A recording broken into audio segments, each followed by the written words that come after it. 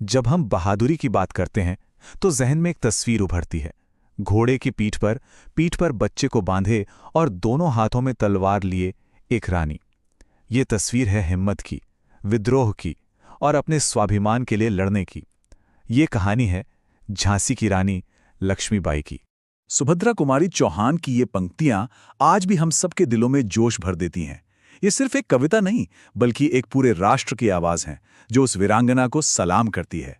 लेकिन एक साम्राज्य को चुनौती देने वाले इस योद्धा के बनने की कहानी आखिर शुरू कहां से हुई, चलिए आज जानते हैं। हर महान योद्धा के पीछे एक कहानी होती है और रानी लक्ष्मीबाई के पीछे भी एक असाधारण बचपन की कहानी है जिसने एक राजकुमारी को एक निडर सेनापति बना दिया। तो उनका जन्म हुआ था वाराणसी में और नाम था मणिकर्णिका तांबे। उनके पिता पेशवा बाजीराव द्वितीय के दरबार में थे, लेकिन देखिए, जब वो सिर्फ 4 साल की थीं तब उनकी मां गुजर गईं। इसके बाद उनके पिता उन्हें अपने साथ पिठूर ले आए और यहीं से उनकी जिंदगी ने एक बिल्कुल अलग मोड़ लिया। अच्छा, अब उनका बचपन किसी भी आम लड़की जैसा तो बिल्कुल नहीं था। उन्हें प्यार से छबीली बुलाया जाता था क्योंकि वो बहुत चंचल थीं। वो गुड़ियों से नहीं बल्कि तलवारों से खेलती थीं। नाना साहेब और तात्या तोपे के साथ ही उन्होंने घुड़सवारी, तलवारबाजी और युद्ध के सारे गुर सीखे। सोचिए, बचपन से ही वीर शिवाजी की कहानियां सुनकर वो बड़ी हुईं। यही वो नींव थी जिस पर भविष्य की एक महान योद्धा का निर्माण हो रहा था। और फिर सिर्फ 14 साल की उम्र में मणिकर्णिका का विवाह झांसी के राजा गंगाधर राव से हो गया और यहीं कानपुर के छबीली झांसी की रानी लक्ष्मीबाई बन गईं। एक नए जीवन की शुरुआत हुई। सब कुछ अच्छा लग रहा था, लेकिन ये खुशियां ज्यादा दिन टिकने वाली नहीं थीं। रानी लक्ष्मीबाई की जिंदगी में खुशियों ने दस्तक तो दी, लेकिन जल्द ही मुसीबतों के ऐसे काले बादल छाए जिसने न सिर्फ उनकी निजी जिंदगी बल्कि पूरे झांसी राज्य को संकट में डाल दिया। जरा देखिए कैसे सिर्फ कुछ ही सालों में एक के बाद एक पहाड़ टूट पड़े। 1851 में उनके बेटे का सिर्फ 4 महीने की उम्र में निधन हो गया। इस सदमे से राजा गंगाधर राव कभी उभर ही नहीं पाए और 2 साल बाद 1853 में वो भी चल बसे। मरने से ठीक पहले उन्होंने एक बेटे को गोद तो लिया, लेकिन अंग्रेजों ने उसे झांसी का वारिस मानने से साफ साफ इनकार कर दिया। अब सवाल ये है कि अंग्रेज ऐसा कर कैसे सकते थे? उन्होंने एक नीति बना रखी थी जिसे डॉक्ट्रिन ऑफ लैप्स या सीधी भाषा में कहें तो हड़प नीति कहते थे। इसका मतलब साफ था, अगर किसी राजा का अपना खून यानी सगा बेटा नहीं है तो उसका राजपाट सीधे सीधे ब्रिटिश हुकूमत का हो जाएगा। और झांसी भी इसी अन्यायपूर्ण नीति का अगला शिकार बनने वाली थी।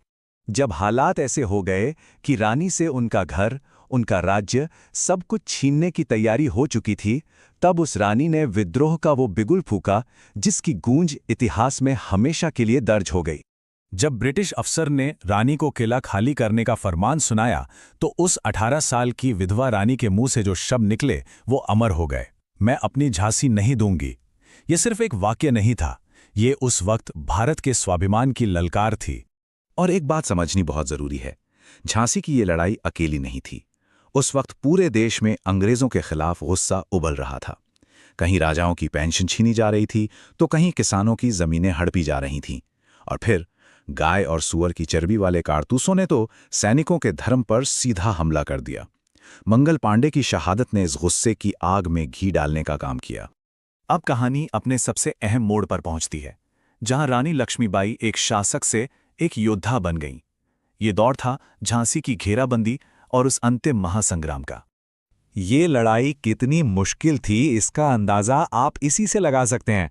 एक तरफ थी रानी लक्ष्मीबाई और उनके लगभग 1000 सैनिक, और दूसरी तरफ जनरल ह्यू रोज की 20,000 से भी ज्यादा की विशाल सेना जो आधुनिक तोपों और राइफलों से लैस थी।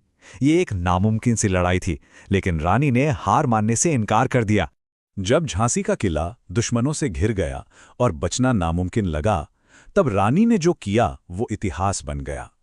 उन्होंने अपने बेटे दामोदर राव को अपनी पीठ पर कसकर बांधा और रात के अंधेरे में किले की ऊंची दीवार से घोड़े समेत छलांग लगा दी। ये दृश्य उनकी हिम्मत की एक अमर निशानी बन गया। झांसी हाथ से निकल गई थी, लेकिन रानी का हौसला नहीं टूटा था। उन्होंने कालपी पहुंचकर तात्या टोपे जैसे बड़े विद्रोही नेताओं के साथ मिलकर अपनी सेना फिर से तैयार की। और इतना ही नहीं, उन्होंने ग्वालियर के मजबूत किले पर हमला करके उस पर कब्जा भी कर लिया। ये उनकी जबरदस्त चीन्य नीति या छाल की मिसाल है। अब हम कहानी के उस अंतिम पड़ाव पर हैं जहां एक वीरांगना का बलिदान उसे हमेशा के लिए अमर बना देता है। ये उनकी आखिरी लड़ाई और उनकी विरासत की कहानी है। 17 जून 1858 वो आखिरी दिन था। कहते हैं वो घोड़े की लगाम अपने दांतों में दबाकर दोनों हाथों से तलवार चला रही थीं। जब अंग्रेजों ने उन्हें घेर लिया तो वो बुरी तरह घायल हो गईं। उनके वफादार सैनिक उन्हें पास के एक मंदिर में ले गए। वहां उन्होंने अपनी आखिरी सांस लेने से पहले बस एक ही इच्छा जताई कि उनका शरीर दुश्मनों के हाथ ना लगे, और उनके सैनिकों ने अपनी रानी की इस आखिरी इच्छा को पूरा किया। लेकिन कहानी यहां खत्म नहीं होती। शायद सबसे बड़ी श्रद्धांजलि उन्हें किसी अपने से नहीं बल्कि उसी दुश्मन से मिली जिसने उन्हें हराया था। सवाल यह है कि उस अंग्रेज जनरल ने रानी के बारे में क्या कहा।